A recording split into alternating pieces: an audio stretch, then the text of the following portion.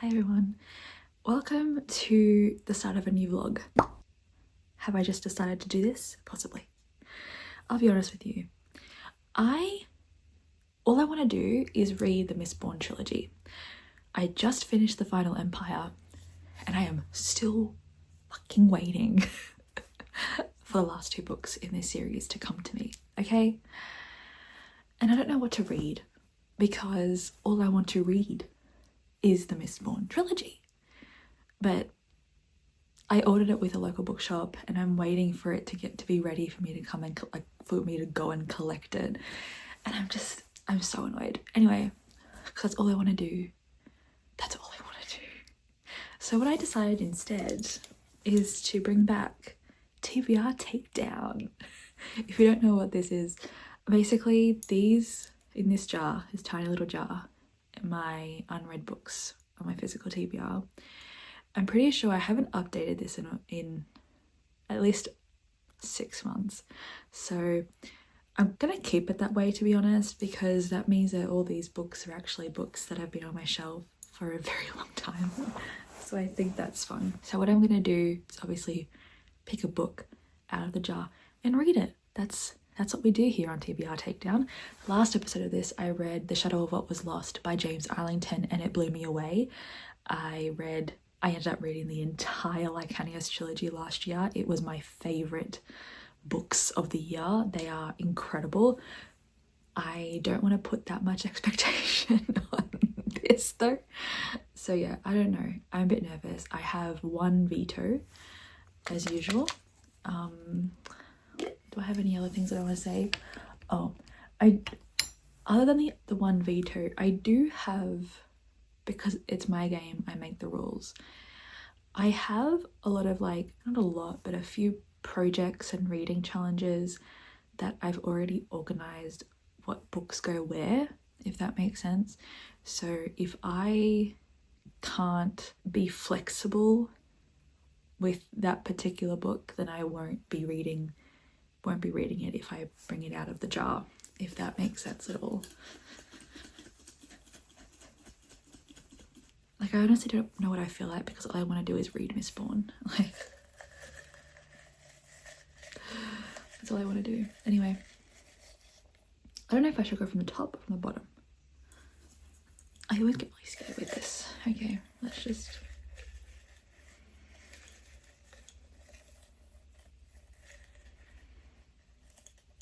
I had one. I think it was this one. Oh, it feels thick. Let's put this over here. It feels thick. I don't... And ignore if these are crooked, because this one always tends to just go whoop. Okay. Oh my god, why is this thick? Oh, it feels big. I literally have no idea. Is that even in English? Did I write that in? Oh my god, it was upside down, I think. I still have no idea what that says. Southern Club's Guide to Slaying Vampires. I mean, that's a very random book to pick, isn't it? Southern Club's Guide to Slaying Vampires. Okay.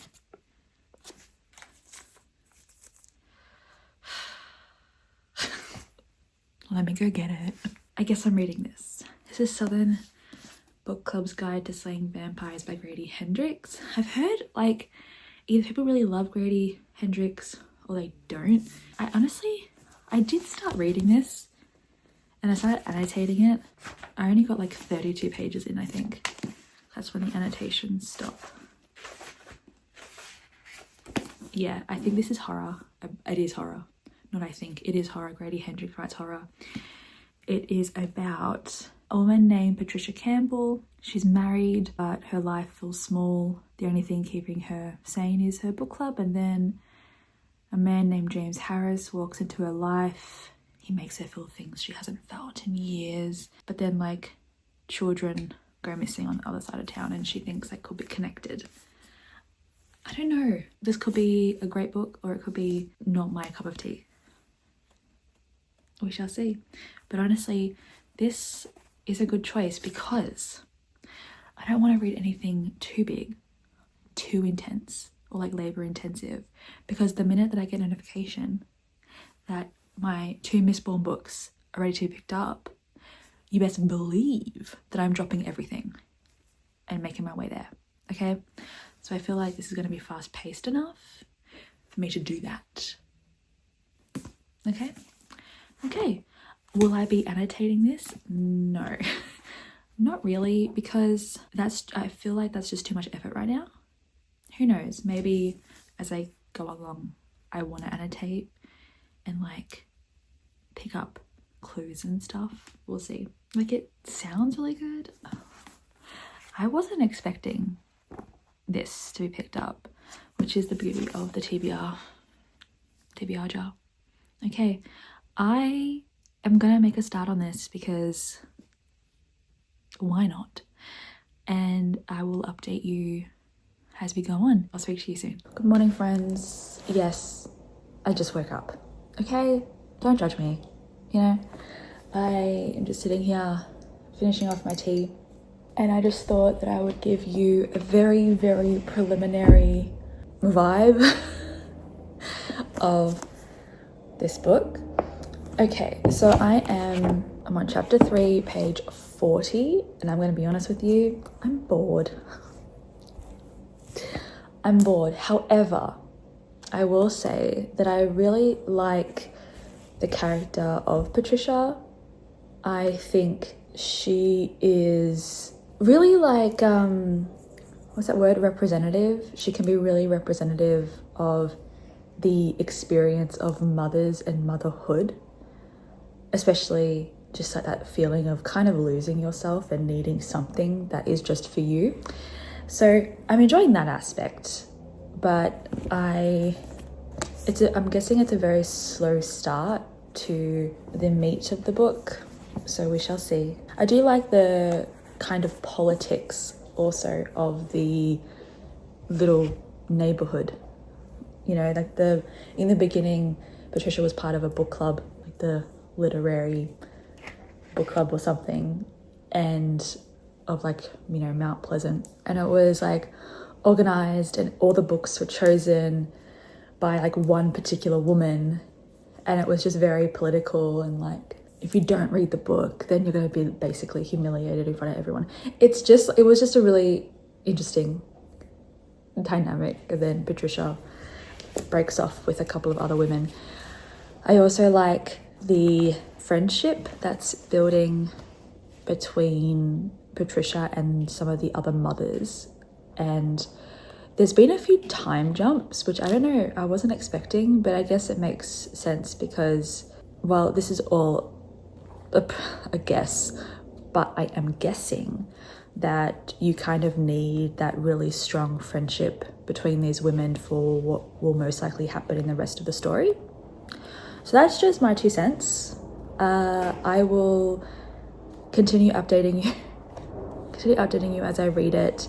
I will most likely not read anything until lunchtime because it is a work day. I am currently got my planner out and am figuring out what the fuck I'm doing today. Good morning, everyone. It is Tuesday, the 4th of February. It's been a while since I've updated this vlog because, to be honest, it's been a while since I picked up this book. I'm not enjoying it. I'm trying to pinpoint what exactly about it that I'm just not enjoying, I'm not vibing with. And I think it's the writing. I just think it comes down to the writing. I don't think Grady Hendrix's writing in this book is for me. It's a very slow start. The characters are fine. The setting is fine. Everything is fine. I just think it's not for me. There are aspects that I do like. I do like the focus on the idea of motherhood, on identity, and like womanhood. Like when you become a mother, that's all you are. And you see that with Patricia and the book club. but like everything else, I'm just bored. I got the audiobook from my library just to like help things along, and it is helpful, but I just don't want to pick it up. I am 30% of the way through, so I'm not going to DNF because it's too early to DNF, but I'm going to continue because I think now we're starting to move things along. I think the momentum is picking up. We have been introduced to our vampire, who is James, and he's like a red flag from the beginning, but Patricia doesn't see it. I think because she's just lonely. I mean, her husband is an incompetent dickhead, so it makes sense that she kind of is attracted to this man who actually wants to spend time with her, but he's creepy. And like, if your mother-in-law for the first time in a really long time is finally like stringing full sentences together and talking about her past because she sees James and is like, Hoyt, I know what you did. I remember you. You weren't expecting me. Wouldn't you listen? Anyway, that's my feelings about this book right now. I will read more. It'll just take me, I'm just really bored. I'm really bored by it, and I don't think the writing is connecting me to the story, which is a shame because I really wanted to love this book. But I'll keep you updated regardless. This book is going to be the death of me. So I've been listening to the Southern Book Club's Guide to Slaying Vampires by Grady Hendrix, as you all know. I don't know why this is not grabbing me. I don't know why I don't care. I don't know why nothing is interesting. I don't know. And the only thing that I can say is maybe it's the way Grady Hendrix writes. I think he is not the one for me. He's not. But I will say the audiobook is making this bearable. It's just so boring. I'm so sorry. I wanted to love this.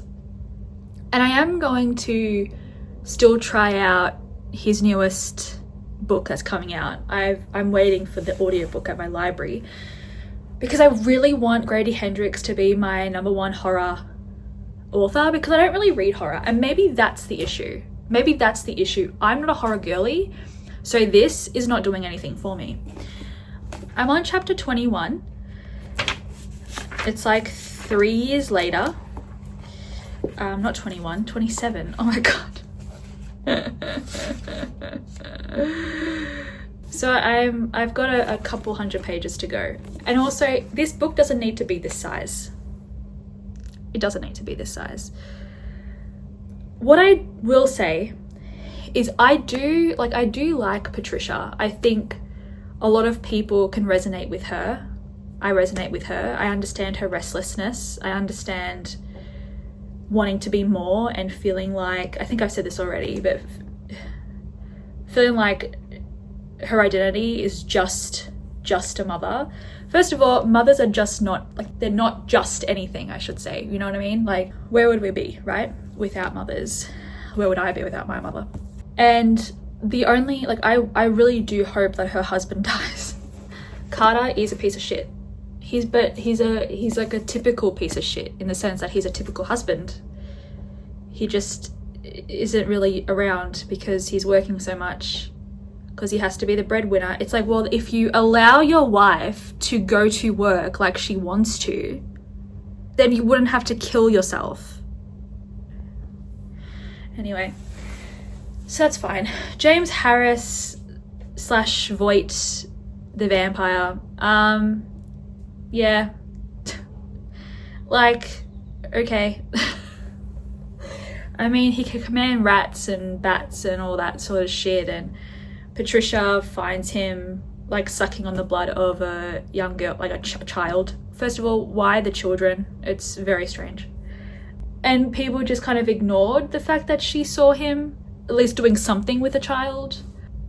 it really does make you, it's a book that would make you angry, and I would definitely be angry if I didn't find this just not for me. But I am going to finish it because all I want from this book is for people to realize that she was right, that Patricia was actually right, that all the ridicule, all the trying to suck up James's ass, and I know, like, so James is like, everyone is dependent on James essentially, so you know that he's going to pull the rug on them and everyone's just going to like collapse and it'll be chaos, and then everyone will be on the side of Patricia. I did like when Patricia went to her book club and was like, hey, James is fishy, and obviously she couldn't say I think he's a vampire, she said he's a drug dealer, he's dealing to children. And then a few of them were like, all of them at the end were like, we've known you for so long, like we have to believe you. But then when their husbands did their intervention, they stopped. It just shows the power dynamics as well, the patriarchy in full force. It does lack something though. And I don't know if that's because Grady Hendrix, how would I say this? This is not gonna sound right, but everything regarding motherhood in here, regarding women, how they're feeling, like obviously like it's very significant, I resonate with it, but at the same time it feels slightly like it's trying too hard. Like you can tell that a woman didn't write this, is what I'm saying. I don't know, it just, everything is, I'm not gonna say disingenuous because that's not right, I don't know what I'm trying to say, but the vibe is slightly off. That's what I'm trying to say. It just feels like a caricature kind of thing at certain points. And I don't think there's enough like female rage and like that feral quality that we can get. I keep on like constantly thinking about Night Bitch in regards to this book. I don't know why, but I do. I think maybe it's like kind of similar themes, and maybe I've said this before in a clip, but when you compare this to Night Bitch, obviously very different books, but the same themes. Rachel Yoda just got it. Like she got it. There was a quality to it that just grabbed you, and the ferocity of motherhood. I don't know, it felt very like yes, like this collective kind of voice. Whereas this, I don't know, it just, I just feel like Grady Hendrix is trying too hard to get into the mindset of like a 1950s, 1980s, 1990s woman, that it kind of feels a bit disassociative to what the actual experiences of a woman was. Maybe that's because I just don't like the writing. Like maybe I'm, honestly, you know what? I'm wrong. That's not the case. It's just, I don't like the writing. I don't like the way Grady Hendrix writes in this. It's too long. For what fucking reason does this book need to be this thick? Like, it doesn't. I'm so bored. It's just, yeah. Who would have expected that I would not like this? Like, I honestly thought if you said, Alex, pick a horror book that you think will be for you, I would have chosen this. But I don't think Grady Hendrix is for me. It's not cheeky. Who the fuck blurbs these books and relevant examples of socio-political injustices? With what depth? He just does that because if he didn't, he would be called out for it. Like, there's no meat to those parts. Anyway, it's not page-turning sequences of excitement and anxiety. I just want this book to end. But what I will say, I have to go soon because I have a participant interview, but what I will say is the audiobook definitely helps with trying to get me in the mood for it, because the audiobook narrator is amazing. And I was listening to this while organising my stickers, and I was in a really good mood doing that. So I think that also helped. So what I need to do is read it while doing things that I love, and don't read it whilst I'm doing like cleaning and stuff, because that will make me hate this book even more. I feel like I'm talking in extremes, but it's, I don't hate it, it's just not for me. Just not for me, love. I might give this away to someone at book club or something. I feel like someone else will thoroughly enjoy this more than me. I'm hoping that the next 200 pages are so fucking good that I'm like, holy shit, minimum 4 stars. That's my hope. So I need to like curate a situation in which that could happen. So basically like drink some tea, do some coloring in, listen to it, be in like a really good headspace. Okay, I have a plan. So I just finished. I don't know what else to say that I haven't said before. I didn't like this. I don't think the writing was for me. These women should have been more fleshed out. Patricia was good, but I don't think it was written in a way that just felt genuine. I didn't like some of the like plot choices. It wasn't for me. It wasn't for me. What I did like though was the last chapter. No, actually, I liked chapter 41 and 42. I think those 2 chapters were the best chapters in the entire book. I think it was just very interesting for the like Patricia's character. It was good. Those were really 2 good chapters. So that's why I'm going to give this 2 stars. Not a fan. That's all I'm going to say. Not a fan. This light is actually quite bright. It's really bright. But yeah, not a fan. This is not for me. Really sad about it. But I would recommend the audiobook. The audiobook was absolutely like fantastic in the sense the narrator was amazing, and it made this experience 100% better in that it was readable for me, or else I would have DNF'd it very early on. I finished physically reading it because my audiobook had to go back to the library. But yeah, I'm happy that I read it. Didn't really like anything about the book except for like a few little things, which I've spoken about in previous clips. I'm really sad about this. So I'm going to try and give Grady Hendrix and his writing one more try with his new book. This felt so long, dragged on, boring, bland. It just very superficial. Like, how, for a book this thick, how can it be so superficial in terms of character work? That's 1 book down. How exciting. I'm gonna go choose another book now. Let's go. Change of scenery. Got my TBR jar, my tiny one. I'm excited. Remember, I can do 1 veto. This light keeps on flickering.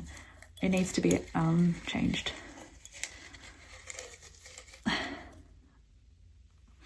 Why is it blue?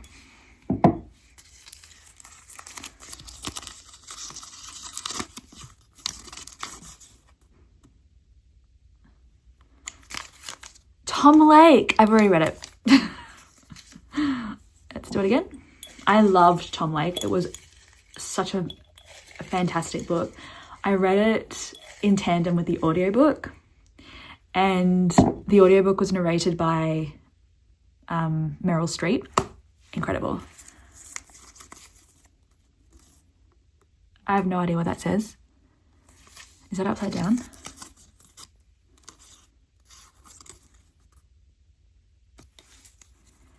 Loath to love you. What?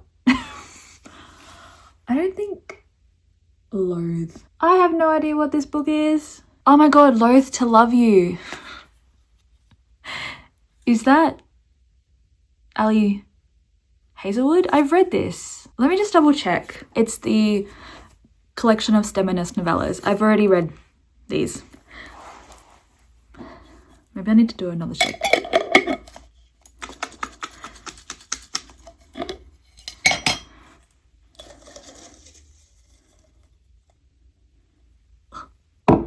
This is really tiny. This is so tiny, I can't even open it. Oh my god.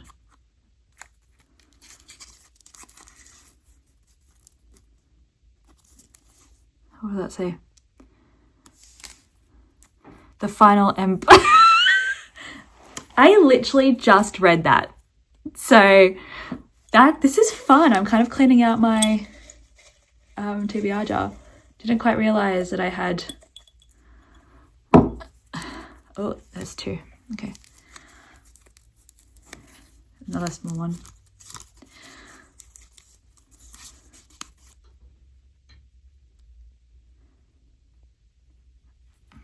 Real life. Wow. Oh god. Okay. Real Life by Brandon Taylor. I wanted to read this for Ben's Read Good challenge, but TBR Jar said what it said. This has been on my TBR literally the year it came out. It is about a young man named Wallace. He's at university in the Midwest. He is a gay man, and it's a coming of age sort of campus novel. And I've only heard incredible things about it. I can't believe I'm actually reading this. Hunter, I'm reading this book. I'm reading this book. Yeah. So, he's been out in the sun like an idiot. A good boy.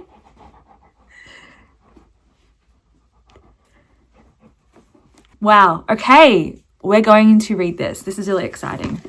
I'm going to put this in here. I can't believe I'm finally getting to this. I just finished Real Life by Brandon Taylor. I really enjoyed it. I don't know if I could say I enjoyed it. Actually, it's very steeply sad. Very deeply sad. Wallace, the main character, is a character that I resonated quite heavily with. Let me put you down. He is doing his doctorate in the biosciences, and he's the only black man in his postgraduate degree, and fucking hell, the shit that he goes through, and it's the complacency of the white people around him, of the people that dare call themselves his friends, that made me sick to my stomach. And he's just so sad. He's so depressed. He doesn't feel like he fits anywhere.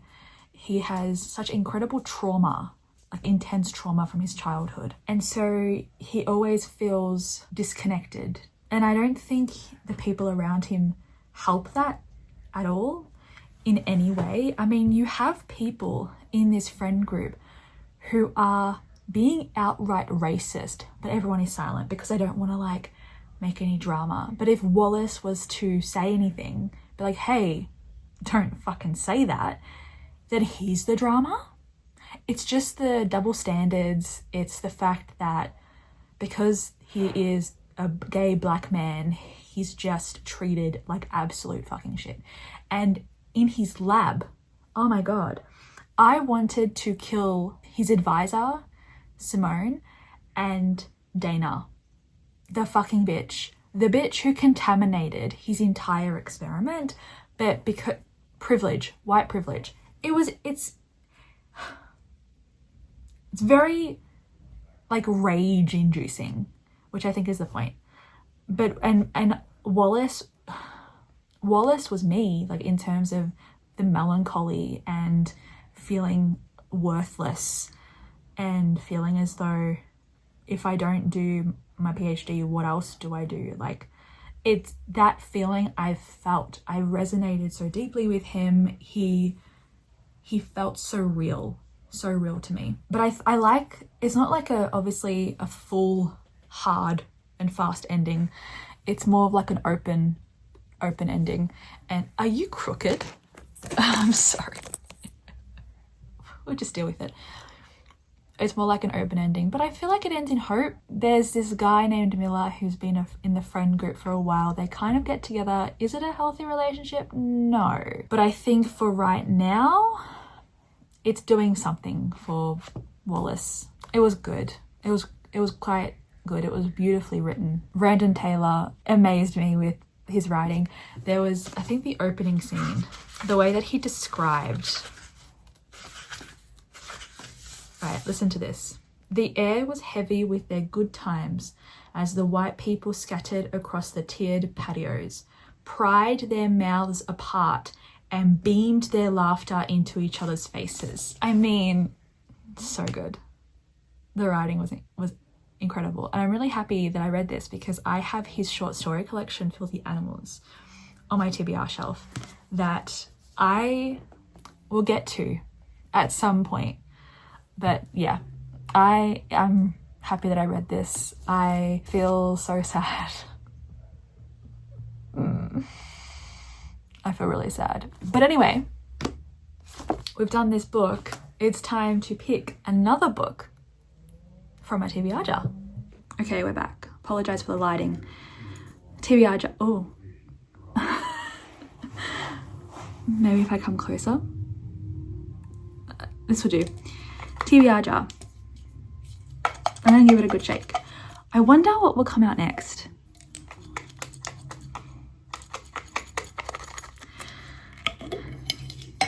I get one veto.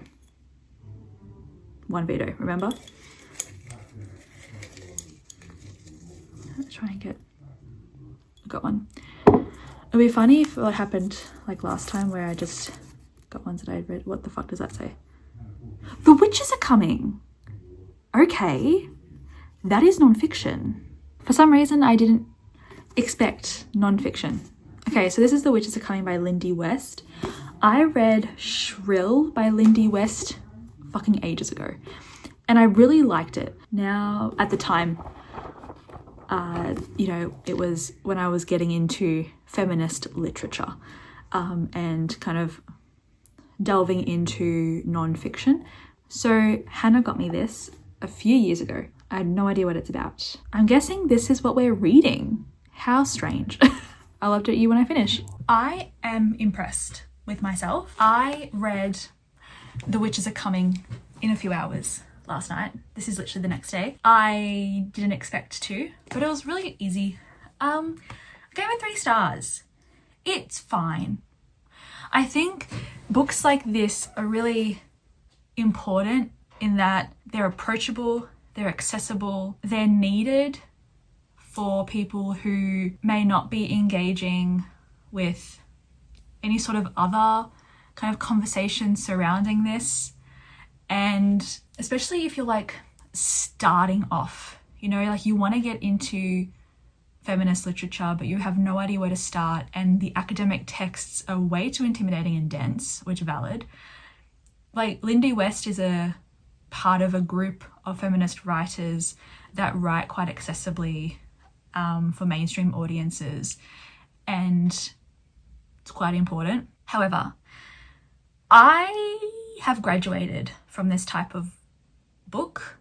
I think I've also had conversations on here about how my nonfiction, I've quickly realized, needs to be about like an exploration of a specific topic, which you can argue this is, but it's a collection of essays, and collection of essays in this type of way is not really what gets me going.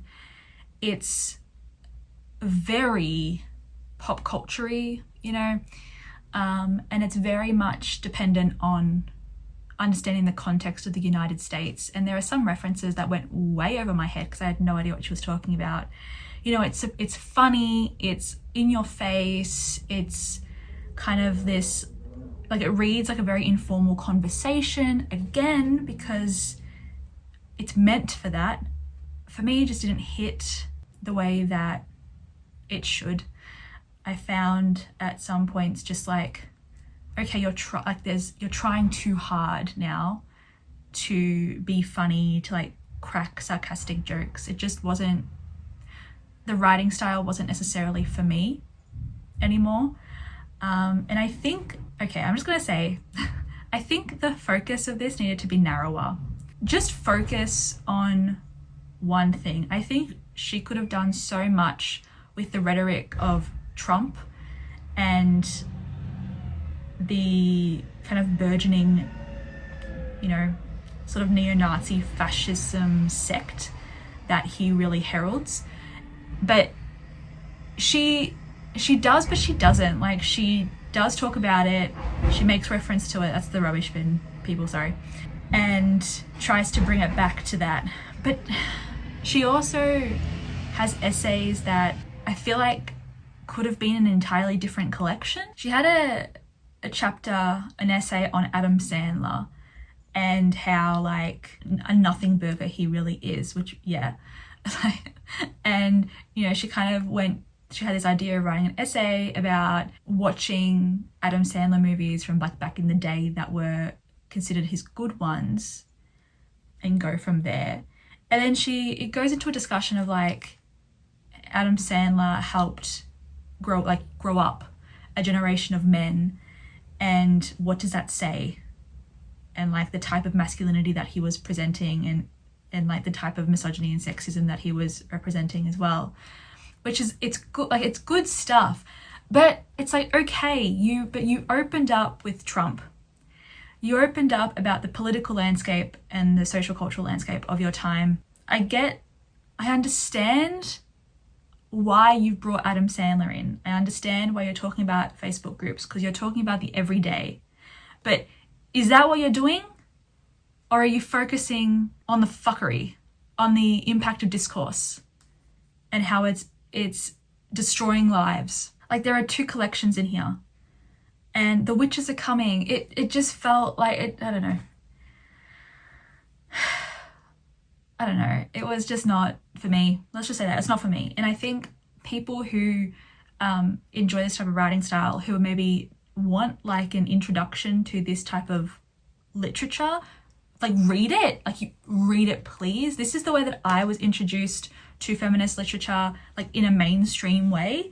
I started reading books like this. There are so many fantastic books within this field. It's just so important, and you need to engage, you need to read, like, especially right now, what's happening. So yeah, I appreciate the value it's added to the field. I think so many people will absolutely adore this. Not for me. I thought like the first third was really good, and I was like, oh, this is gonna be a great one, and then it kind of just went downhill. But I am over those types of like essay collections. They're not really for me anymore. Okay, that's that. I am going to end off this vlog. It's been a doozy. It's been a doozy. I can't wait to see what the TBR jar has in store for me next. Anyway, I will see you next week. Thanks so much for watching. Bye, friends.